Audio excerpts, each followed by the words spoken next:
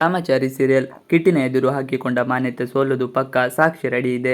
ರಾಮಚಾರಿಯನ್ನು ಪೊಲೀಸರು ಹುಡುಕುತ್ತಾ ಇದ್ದಾರೆ.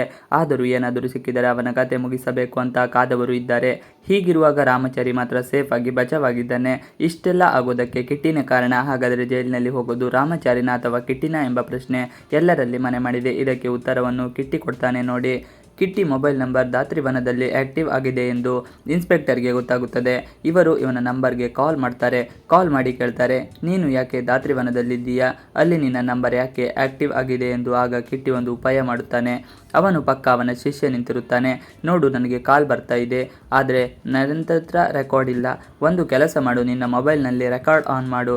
ಆನ್ ಮಾಡಿ ನಾನು ಏನು ಮಾತನಾಡುತ್ತಿದ್ದೇನೋ ಅದನ್ನೆಲ್ಲ ರೆಕಾರ್ಡ್ ಮಾಡು ಎಂದು ಹೇಳುತ್ತಾನೆ. ಅದಕ್ಕೆ ಇವನು ಓಕೆ ಎಂದು ಹೇಳುತ್ತಾನೆ. ನಂತರ ರೆಕಾರ್ಡ್ ಮಾಡಲು ಆರಂಭಿಸುತ್ತಾರೆ. ಆ ಕಡೆಯಿಂದ ಮಾನ್ಯತೆ ಜೊತೆ ನಿಂತಿದ್ದ ಪೊಲೀಸರು ಮಾತನಾಡಲು ಆರಂಭಿಸುತ್ತಾರೆ. ಅವನು ಪ್ರಶ್ನೆ ಕೇಳುತ್ತಿದ್ದಕ್ಕೆಲ್ಲ ಇವನು ಉತ್ತರ ನೀಡುತ್ತಾ ಹೋಗುತ್ತಾನೆ. ಅವನು ನೀಡಿದ ಉತ್ತರದಲ್ಲಿ ಪೊಲೀಸ್ ಸಿಕ್ಕಿಕೊಳ್ಳಬೇಕು ಈ ರೀತಿ ಇರುತ್ತದೆ. ನೀನು ಯಾಕೆ ರಾತ್ರಿ ವನಕ್ಕೆ ಹೋಗಿದ್ದೆ ಎಂದು ಕೇಳಿದಾಗ ಕಿಟ್ಟಿ ಉತ್ತರಿಸುತ್ತಾನೆ, ಯಾಕೆಂದರೆ ನಂತರ ಯಾರೋ ಒಬ್ಬ ಅಲ್ಲಿ ಕಂಡ, ಅದಕ್ಕೆ ವಿಚಾರ ಗೊತ್ತಾಯಿತು, ಅದು ರಾಮಚರಣೆ ಇರಬಹುದು ಎಂದು ಅನುಮಾನ ಆಯಿತು. ಅದಕ್ಕೆ ನೋಡಿಕೊಂಡೆ ಹೋಗೋಣ ಅಂತ ನಾನು ಇಲ್ಲಿಗೆ ಬಂದು ನೋಡಿದರೆ ಇಲ್ಲಿ ಅವನೇ ಇದ್ದ, ಒಂದು ಮೂಲೆಯಲ್ಲಿ ಕುಳಿತುಕೊಂಡಿದ್ದ. ಪಾಪ ಏನಾಗಿದೆ ಅಂತ ನೋಡೋಕೆ ಹೋದರೆ ಅವನಿಗೆ ಪೆಟ್ಟಾಗಿತ್ತು. ನಾನು ನೋಡಿಕೊಂಡು ಬಂದೆ ಅಷ್ಟೇ, ಮತ್ತೇನು ಮಾಡಿಲ್ಲ ಅಂತ ಹೇಳುತ್ತಾನೆ. ಅವನು ರಾಮಚಾರಿ ವಿಚಾರ ಮಾತನಾಡ್ತಾ ಇದ್ದ ಹಾಗೆ ಇವನು ಫೋನ್ ಸ್ಪೀಕರ್ ಆನ್ ಮಾಡಿ ಕಿಟ್ಟಿ ಆಡುವ ಮಾತು ಮಾನ್ಯತೆಗಳಿಗೂ ಕೇಳಿಸುವ ರೀತಿ ಮಾತನಾಡ್ತಾನೆ. ಆಗ ಮಾನ್ಯತೆ ಕಿಟ್ಟಿ ಹೇಳಿದ ಮಾತನ್ನೆಲ್ಲ ಕೇಳಿಸಿಕೊಳ್ಳುತ್ತಾಳೆ. ರಾಮಚಾರಿಯನ್ನು ಸಾಯಿಸುವಂತ ಪೊಲೀಸ್ ಹೇಳ್ತಾರೆ. ಆದರೆ ಮಾನ್ಯತಾ ಮೇಡಮ್ ಇದಕ್ಕೆ ಒಪ್ಪಿಕೊಂಡಿದ್ದೀರಾ ಅಂತ ಕೇಳ್ತಾನೆ. ಮಾನ್ಯತಾ ಅವರು ಇಲ್ಲೇ ಇದ್ದಾರೆ, ಅವರು ಮಾತನ್ನು ಕೇಳಿಸ್ಕೊಂಡಿದ್ದಾರೆ. ಅವರು ನೀನು ರಾಮಚರಣ ಕೊಂದ್ರೆ ಏನು ಹೇಳೋದಿಲ್ಲ ಎಂದು ಹೇಳ್ತಾನೆ. ಆಗ ಕಿಟ್ಟಿ ಮತ್ತೆ ವೈಶಾಖ ಅಂತ ಪ್ರಶ್ನೆ ಮಾಡ್ತಾಳೆ. ಅವಳೇನು ಹೇಳ್ತಾಳೆ, ನಾವೆಲ್ಲ ಒಂದೇ ಟೀಮ್ ತಾನೆ ಅಂತ ಅಷ್ಟು ಸತ್ಯವನ್ನು ಬಾಯ್ಬಿಡ್ತಾನೆ. ಇದನ್ನು ಕಿಟ್ಟಿ ರೆಕಾರ್ಡ್ ಮಾಡಿಕೊಂಡಿದ್ದಾನೆ. ನಾನು ಹೇಳ್ತಾ ಇದ್ದೀನಿ, ಮುಖಾಮುಖಿ ಏನು ಕಾಣದ ಹಾಗೆ ಅವನನ್ನು ಸುಟ್ಟು ಹಾಕುವೆ ದೇವ್ ಹೇಳ್ತಾನೆ.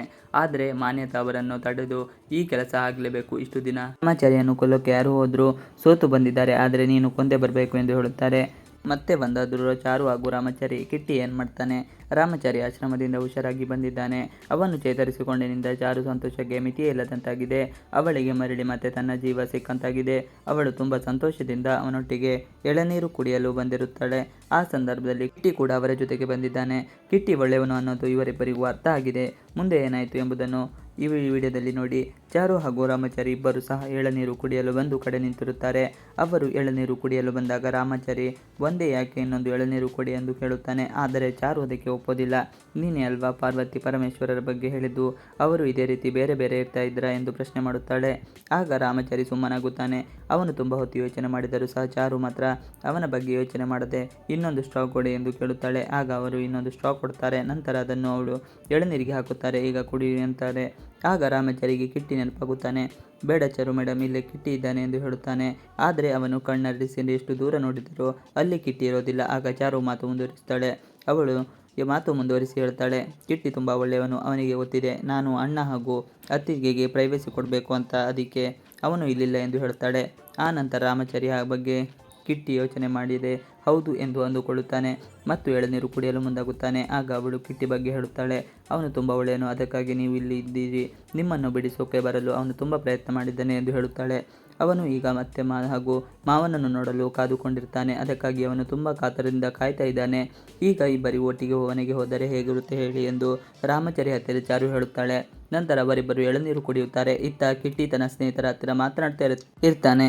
ಈ 4 ಜನ ಎಲ್ಲಿ ಹೋಗ್ತಾರೆ, ಅವರು ಈಗ ಏನು ಮಾಡ್ತಾ ಇದ್ದಾರೆ ಎಂದು ಪ್ರಶ್ನೆ ಮಾಡುತ್ತಾನೆ. ಆಗ ಅವರು ಉತ್ತರ ನೀಡುತ್ತಾರೆ. ಆಗ ಅವರ ಶಿಷ್ಯ, ಅವರೆಲ್ಲ ನಾವೇ ಕಟ್ಟಿ ಹಾಕಿದ್ದೇವೆ, ಅವರ ಮೊಬೈಲ್ ಸ್ವಿಚ್ ಆಫ್ ಆಗಿದೆ ಎಂದು ಒಂದೊಂದು ಊರಿಗೆ ಹೋಗುವ ಒಂದೊಂದು ಬಸ್ನಲ್ಲಿ ಬಿಸಾಡಿದ್ದೇವೆ ಎಂದು ಹೇಳುತ್ತಾರೆ.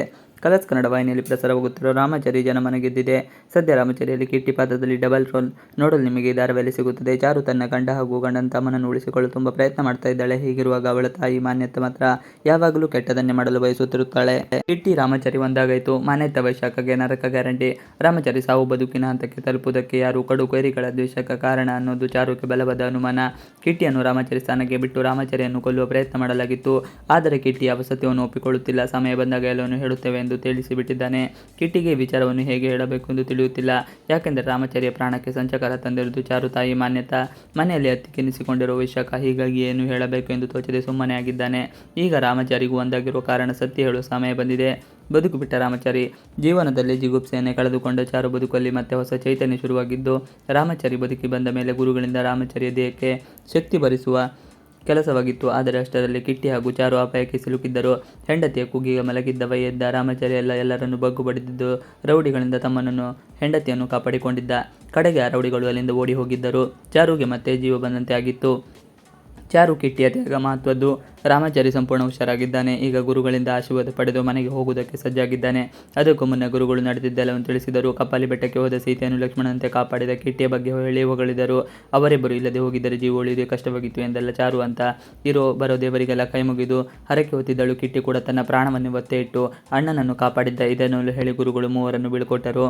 ಮನೆಗೆ ಹೊರಟ ಮೂವರು ರಾಮಾಚಾರಿ ಹಾಗೂ ಚಾರುಳನ್ನು ಕರೆದುಕೊಂಡು ಕಿಟ್ಟಿ ಹೊರಟ. ಮನೆಯವರಿಗೆಲ್ಲ ರಾಮಾಚಾರಿ ಆರೋಗ್ಯ ಸರಿಯಾಗಿದ್ದು ಗೊತ್ತಾಗದರೆ ತುಂಬ ಖುಷಿಯಾಗುತ್ತದೆ. ಯಾಕಂದರೆ ಕಿಟ್ಟಿ ಮಗುವಿದ್ದಾಗಲೇ ಕಳೆದು ಹೋಗಿದ್ದ. ಅವನನ್ನು ಹುಡುಕಲು ಪೇಪರ್ ಆ್ಯಡ್ ಕೂಡ ಕೊಟ್ಟಿದ್ದರು. ಆದರೆ ಯಾವುದೇ ಪ್ರಯೋಜನವಾಗಿರಲಿಲ್ಲ. ಆದರೆ ಈಗ ಇಬ್ಬರು ಮಕ್ಕಳು ಒಟ್ಟಿಗೆ ನೋಡಿದರೆ ನಾರಾಯಣಾಚಾರ್ಯಗೆ ಇದ್ದಕ್ಕಿದೆ ಖುಷಿ ಬೇಕಾ? ಹೀಗೆ ಮಕ್ಕಳು ಸರ್ಪ್ರೈಸ್ ಕೊಡೋದಕ್ಕೆ ಪ್ಲ್ಯಾನ್ ಮಾಡಿಕೊಂಡಿದ್ದಾರೆ. ದಾರಿ ಉದ್ದಕ್ಕೂ ಕಿಡಿಗೇಡಿಗಳದ್ದೇ ಮಾತು. ಇದರ ನಡುವೆ ಆ ಕಿಡಿಗೇಡಿಗಳ ಬಗ್ಗೆ ಚರ್ಚೆ ಆಗುತ್ತಿತ್ತು. ಇದೇ ರೀತಿ ಆ ಕಿಡಿಗೇಡಿಗಳು ಹಾಗೆ ಬಿಟ್ಟರೆ ಮನೆಯನ್ನೇ ಸರ್ವನಾಶ ಮಾಡಿಬಿಡುತ್ತಾರೆ. ಅವರು ಯಾಕೆ ಅಂತ ಹೇಳು ಅಂದಿದ್ದಾರೆ. ಕಿಟ್ಟಿಗೂ ಆ ಕಿಡಿಗೇಡಿಗಳ ಬಗ್ಗೆ ಗೊತ್ತಿದೆ. ಹೀಗೆ ಬಿಟ್ಟರೆ ಮನೆಯನ್ನೇ ಸರ್ವನಾಶ ಮಾಡಿಬಿಡುತ್ತಾರೆ ಎಂಬುದು ಅರ್ಥವಾಗಿದೆ. ಈಗಾಗಲೇ ಕಿಟ್ಟಿಯ ರಾಮಾಚಾರಿ ಎಂಬ ನಾಟಕ ಶುರು ಮಾಡಿ ಅವರಿಗೆ ಬಿಸಿ ಮುಟ್ಟಿಸಿದ್ದಾನೆ. ಈಗ ಇಬ್ಬರು ಅಣ್ಣ ತಮ್ಮಂದಿರು ಒಂದಾಗಿರುವ ಕಾರಣ ಮೂವರನ್ನು ಬಿಡುವ ಮಾತೇ ಇಲ್ಲ. ರಾಮಾಚಾರಿ ಸೀರಿಯಲ್. ಕಿಟ್ಟಿನ ಎದುರು ಹಾಕಿಕೊಂಡ ಮಾನ್ಯತೆ ಸೋಲುವುದು ಪಕ್ಕ. ಸಾಕ್ಷಿ ರೆಡಿ ಇದೆ. ರಾಮಾಚಾರಿಯನ್ನು ಪೊಲೀಸರು ಹುಡುಕುತ್ತಾ ಇದ್ದಾರೆ. ಆದರೂ ಏನಾದರೂ ಸಿಕ್ಕಿದರೆ ಅವನ ಕತೆ ಮುಗಿಸಬೇಕು ಅಂತ ಕಾದವರು ಇದ್ದಾರೆ. ಹೀಗಿರುವಾಗ ರಾಮಾಚಾರಿ ಮಾತ್ರ ಸೇಫ್ ಆಗಿ ಬಚಾವಾಗಿದ್ದಾನೆ. ಇಷ್ಟೆಲ್ಲ ಆಗೋದಕ್ಕೆ ಕಿಟ್ಟಿನ ಕಾರಣ. ಹಾಗಾದರೆ ಜೈಲಿನಲ್ಲಿ ಹೋಗೋದು ರಾಮಾಚಾರಿನ ಅಥವಾ ಕಿಟ್ಟಿನ ಎಂಬ ಪ್ರಶ್ನೆ ಎಲ್ಲರಲ್ಲಿ ಮನೆ ಮಾಡಿದೆ. ಇದಕ್ಕೆ ಉತ್ತರವನ್ನು ಕಿಟ್ಟಿ ಕೊಡ್ತಾನೆ ನೋಡಿ. ಕಿಟ್ಟಿ ಮೊಬೈಲ್ ನಂಬರ್ ದಾತ್ರಿವನದಲ್ಲಿ ಆ್ಯಕ್ಟಿವ್ ಆಗಿದೆ ಎಂದು ಇನ್ಸ್ಪೆಕ್ಟರ್ಗೆ ಗೊತ್ತಾಗುತ್ತದೆ. ಇವರು ಇವನ ನಂಬರ್ಗೆ ಕಾಲ್ ಮಾಡ್ತಾರೆ. ಕಾಲ್ ಮಾಡಿ ಕೇಳ್ತಾರೆ, ನೀನು ಯಾಕೆ ದಾತ್ರಿವನದಲ್ಲಿದ್ದೀಯಾ? ಅಲ್ಲಿ ನಿನ್ನ ನಂಬರ್ ಯಾಕೆ ಆ್ಯಕ್ಟಿವ್ ಆಗಿದೆ ಎಂದು. ಆಗ ಕಿಟ್ಟಿ ಒಂದು ಉಪಾಯ ಮಾಡುತ್ತಾನೆ. ಅವನು ಪಕ್ಕ ಅವನ ಶಿಷ್ಯ ನಿಂತಿರುತ್ತಾನೆ. ನೋಡು, ನನಗೆ ಕಾಲ್ ಬರ್ತಾ ಇದೆ, ಆದರೆ ನನ್ನ ಹತ್ರ ರೆಕಾರ್ಡ್ ಇಲ್ಲ. ಒಂದು ಕೆಲಸ ಮಾಡು, ನಿನ್ನ ಮೊಬೈಲ್ನಲ್ಲಿ ರೆಕಾರ್ಡ್ ಆನ್ ಮಾಡು. ಆನ್ ಮಾಡಿ ನಾನು ಏನು ಮಾತನಾಡುತ್ತಿದ್ದೇನೋ ಅದನ್ನೆಲ್ಲ ರೆಕಾರ್ಡ್ ಮಾಡು ಎಂದು ಹೇಳುತ್ತಾನೆ. ಅದಕ್ಕೆ ಇವನು ಓಕೆ ಎಂದು ಹೇಳುತ್ತಾನೆ. ನಂತರ ರೆಕಾರ್ಡ್ ಮಾಡಲು ಆರಂಭಿಸುತ್ತಾರೆ.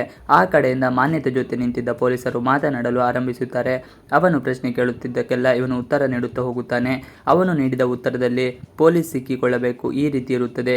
ನೀನು ಯಾಕೆ ರಾತ್ರಿ ವನಕ್ಕೆ ಹೋಗಿದ್ದೆ ಎಂದು ಕೇಳಿದಾಗ ಕಿಟ್ಟಿ ಉತ್ತರಿಸುತ್ತಾನೆ, ಯಾಕೆಂದರೆ ನಂತರ ಯಾರೋ ಒಬ್ಬ ಅಲ್ಲಿ ಕಂಡ, ಅದಕ್ಕೆ ವಿಚಾರ ಗೊತ್ತಾಯಿತು, ಅದು ರಾಮಾಚಾರಿನೇ ಇರಬಹುದು ಎಂದು ಅನುಮಾನ ಆಯಿತು. ಅದಕ್ಕೆ ನೋಡಿಕೊಂಡೆ ಹೋಗೋಣ ಅಂತ ನಾನು ಇಲ್ಲಿಗೆ ಬಂದು ನೋಡಿದರೆ ಇಲ್ಲಿ ಅವನೇ ಇದ್ದ, ಒಂದು ಮೂಲೆಯಲ್ಲಿ ಕುಳಿತುಕೊಂಡಿದ್ದ. ಪಾಪ ಏನಾಗಿದೆ ಅಂತ ನೋಡೋಕೆ ಹೋದರೆ ಅವನಿಗೆ ಪೆಟ್ಟಾಗಿತ್ತು. ನಾನು ನೋಡಿಕೊಂಡು ಬಂದೆ ಅಷ್ಟೇ, ಮತ್ತೇನು ಮಾಡಿಲ್ಲ ಅಂತ ಹೇಳುತ್ತಾನೆ. ಅವನು ರಾಮಾಚಾರಿ ವಿಚಾರ ಮಾತನಾಡ್ತಾ ಇದ್ದ ಹಾಗೆ ಇವನು ಫೋನ್ ಸ್ಪೀಕರ್ ಆನ್ ಮಾಡಿ ಕಿಟ್ಟಿ ಆಡುವ ಮಾತು ಮಾನ್ಯತೆಗಳಿಗೂ ಕೇಳಿಸುವ ರೀತಿ ಮಾತನಾಡ್ತಾನೆ.